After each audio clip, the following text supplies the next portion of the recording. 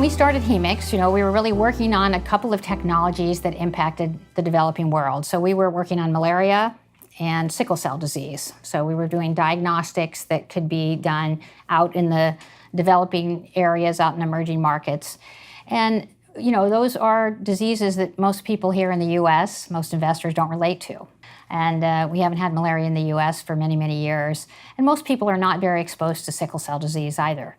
So we faced that challenge of, how do we get investors engaged that can relate to what we're doing?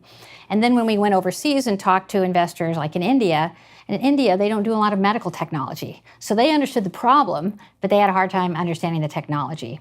That's really one of the reasons why we started doing well very early on with the Thai investors, because they were people who had come from India and really understood the problem, but then also understood the idea of medical technology because they were here in the U.S. It's definitely true that it's hard to have work-life balance when you're doing a startup. I did my first startup in '97. This is my third, and it's always really tough. One of the things that's worked out best for me is, first of all, always having great partners in the startup. So I think it's important to be able to have a way that you can share the load of the stress and the workload. There's always times when one is up and one is down. But for me personally, I had a great escape when I had small kids and they were around and you couldn't always think about work. But now that my kids are grown up, I really focus on just making sure you have time away, hiking. I'm sort of a workout fanatic several times a week. But getting that time away, honestly, it's going to pay off for you in the business, because that's the time when you have these great insights. You're not so close to the trees that you don't see the forest.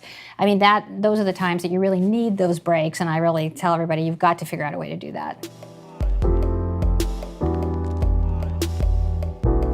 Well, I think, first of all, the environment is much better now than it was back in '97 when I did the first company. And one of the reasons it's become so much better is there's just more of a network, especially, a network of women, a network of people who are, working globally, who maybe have different backgrounds, different family backgrounds. So, I think that's really critical, is to really network and connect with people who are like you and maybe not like you, to be able to help you move things forward.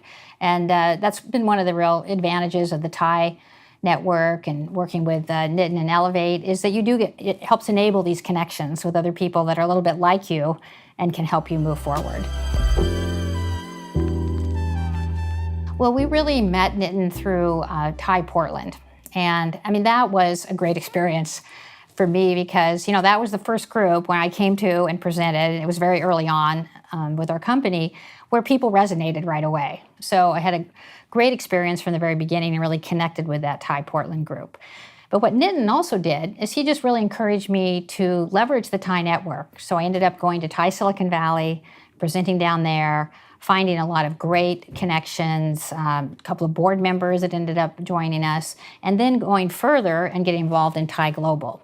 Through Thai Global, we ended up having investors from India, the UK, from all over the US that ended up coming to join Hemex Health. And I think that kind of action that Nitin takes really makes a difference.